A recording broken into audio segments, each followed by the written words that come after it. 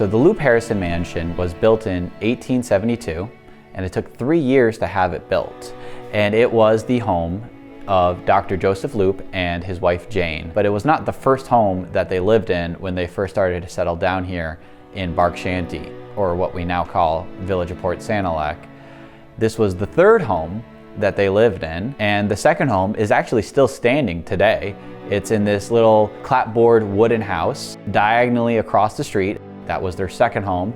And their first home was much more of a measly shack. So they were constantly doing upgrades as they lived here for close to half a century. Dr. Joseph Loop lived to his 90s.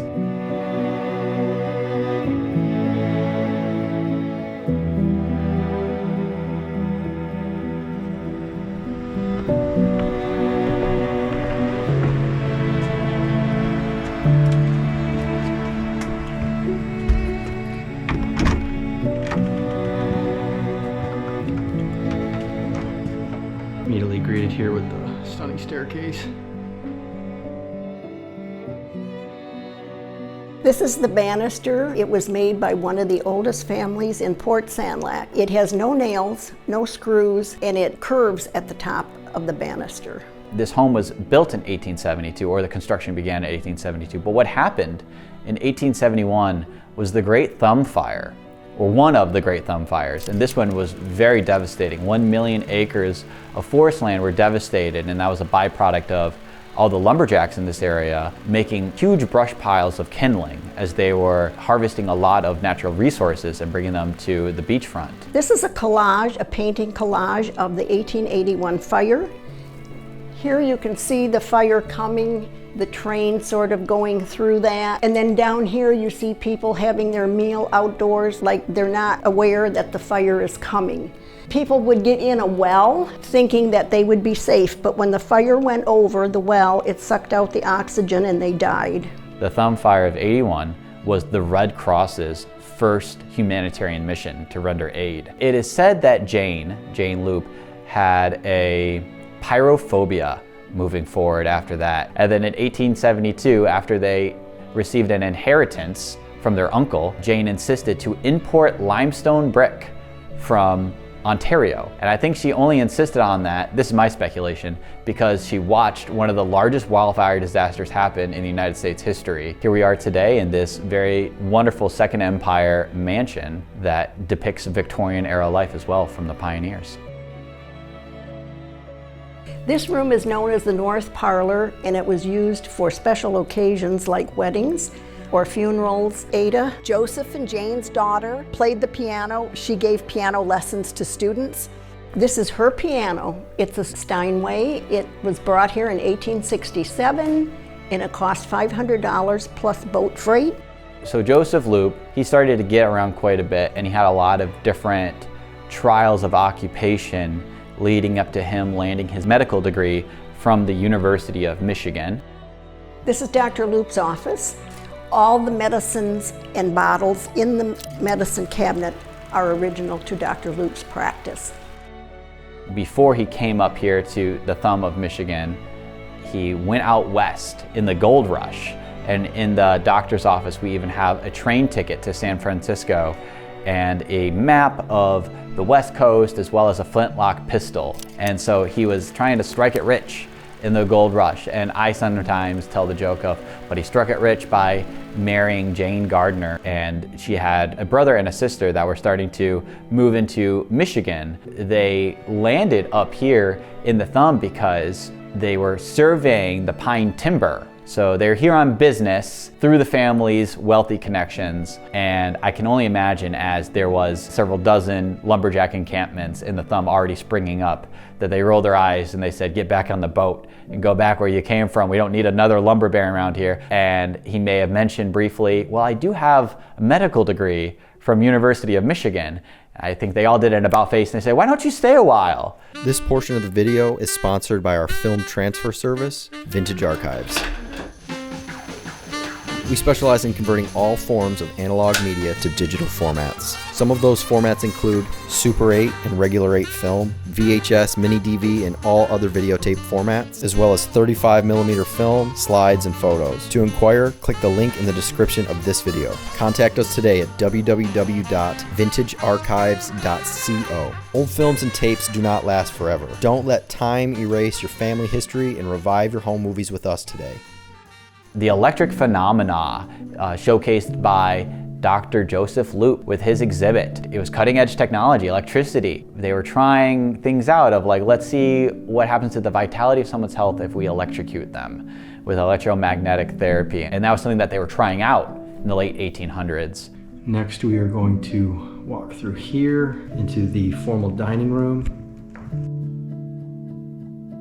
You can look in the cabinet with the glass, the silver that the Loop Harrison family owned. At the bottom, there are also some pistols and pocket watches. The buffet was given to Ada as a wedding gift from her Aunt Sarah McGraw, and actually this house was patterned after her aunt's house, which was in Detroit. The buffet was hand-carved by a German craftsman, and we understand that some of his work is in the Hiram Walker office in Windsor, Ontario. The dining room is the only room that has a fireplace, and the fireplace is not real marble. It's painted to look like marble. Dr. Joseph Loop and Jane had an only child, Ada, and then she married a Reverend Julius Harrison. And Julius Harrison was from the Tuscola County area to the west of here. And he was a preacher. And then they had two boys, Fred and Stanley Harrison. Next, we're going to walk to the south parlor through this doorway here. We have an organ that was made in Lexington, Michigan. This bookcase was given to Stanley in lieu of rent. When he was working and the house was vacant, he rented the house out. Next, we're going to head upstairs to the second level.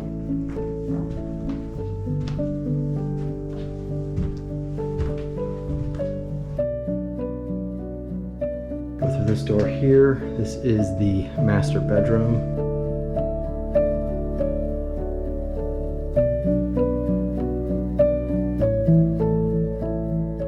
And this is Ada's bedroom here. Just another stunning wood stove. Intricate detail. This quilt was made by Ada. The quilt is dated 1884. This blue outfit was made by Jane Loop for Stanley, her grandson. And the story about that is he wore it one time and didn't want to wear it again. After Joseph Loop died, you had Ada and Julius Harrison and the two grandsons, Fred and Stanley, still here. But then actually, tragedy struck, and Ada was one of the first automotive casualties in the Thumb in Sanilac County. But she was struck by a Model T car right in front of the Loop Harrison mansion on M25. They say that there was one car with headlights on, the other one didn't have their headlights on, and one of them struck her. She was in the middle of the road, and she was brought in here, and she succumbed to her injury. She passed away here. The only two ladies that lived in this house, they died before their spouses, and many people find that, you know, very peculiar.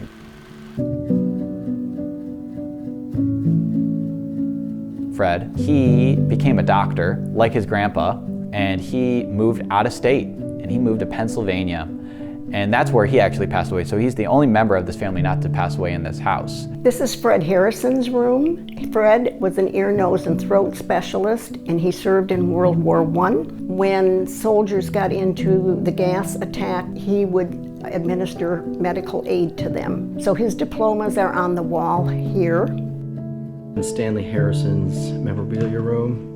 Looks like his Navy outfit. Everything in the glass cabinet, the certificates, the diaries, the pictures are from Stanley's occupation. He was a captain on the lakes and also a merchant marine on the oceans. We also have artifacts from the Regina that went down in the storm of 1913. So then there was a period of time when it was just Julius Harrison and Stanley. But Stanley was often known as Captain Stanley Harrison, and he was always out chartering vessels out in Lake Huron, Lake Michigan, and then Julius Harrison passed away, so then the only presiding owner of the Loop Harrison Mansion was Stanley Harrison. Now he's always out in the boats. The house is not being really maintained or taken care of, but there was a period of time when the offices that we use now were apartments, that there were tenant farmers that lived in that space. That family was the Malark family, and they were farmers, and so they lived here. They paid rent to Mr. Harrison, Stanley Harrison, and there's roughly like 200 acres of farmland immediately surrounding this property, and it is the Malark family still farming it. This history still carries on in this small rural town, and the bloodlines are still existing here today. However, the only bloodline that doesn't still live and breathe today is the Loop Harrison bloodline, because Stanley, reaching into his senior years, didn't have a next of kin. So who is he going to pass on this to? Stanley Harrison reads in the news, the newly formed Sanilac County Historical Society has plans to operate their museum in the Huckins Schoolhouse. And now that was a traditional one-room schoolhouse on Wildcat Road. And Stanley Harrison reads that in the news. So he reaches out, he's like, hey, never mind this rinky-dink one-room schoolhouse, how about you have a museum right here? And the Historical Society was so excited about it. They're like, absolutely. And we even have a letter from the Historical Society. This is quite an honor or privilege, but also a great responsibility to take care of your family's home and talk about the legacy of the Loop Harrison family. But that was in 1964 when Stanley Harrison deeded this mansion and property to Sanilac County Historical Society on the condition that he got to live in those apartments that the Malark family lived in up until he passed away. He passed away in the 70s. And then his brother Fred passed away in the 80s.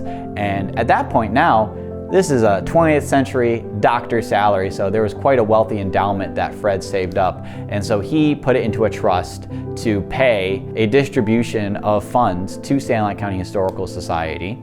And so we still get funds donated from Fred Harrison. Both grandsons of Dr. Loop essentially passed on the Loop Harrison Mansion to Sanilac County Historical Society to be what it is today, Sanilac County Museum. This is our military room, and it covers several different war eras. Rudolph Pabst was a prominent businessman in Lexington at the time. His Civil War uniform and sword are in the cabinet. You might want to take a look at the bathroom. That is a typical bathroom, the 1800s, early 1900s. The bathtub is original to the Loop family. Fred Harrison married an American, but she was an ambulance driver in France during World War I. So we have dedicated this cabinet to her work for the Red Cross. This cabinet here and trunk is everything from Fred Harrison's time in World War I. This is our medical room. So everything in this room has been donated by various doctors from our county. The apothecary globe was hung in the pharmacy. If there was a disease in the village, they would put something red in there so people would know there was a disease going around. If everything was okay and there was no illnesses, it would be filled with green. You know, we always offer tours here. We have docents that are so wonderful, and we're totally welcoming more people to learn and support our mission in sharing, promoting, and exhibiting the history of Sanilac County. We are an archive of buildings, artifacts, records, and papers, and so that's one of the primary missions that we do here. The number one way to figure out what is going on here is just show up. Come hang out. I mean, we have a great estate that has very welcoming picnic tables, a nice grove that we maintain through a legacy of volunteers. You know, this is a grassroots project that is independent of any government source. You know, it's truly the success story of a collective of people wanting to start something, wanting to build something, wanting to grow something, and we're still maintaining that today. And so you can be a part of it too. Just come out and visit us at 228 South Ridge Street, find the big yellow house, come in and say, what can I do here at the museum? We have an amazing score of people that help volunteer and maintain our gardens, mow our lawns, paint the buildings. There's just so many opportunities to maintain 17 buildings on 10 acres, and it's only possible because we have this legion of volunteers that have been turning over for generations.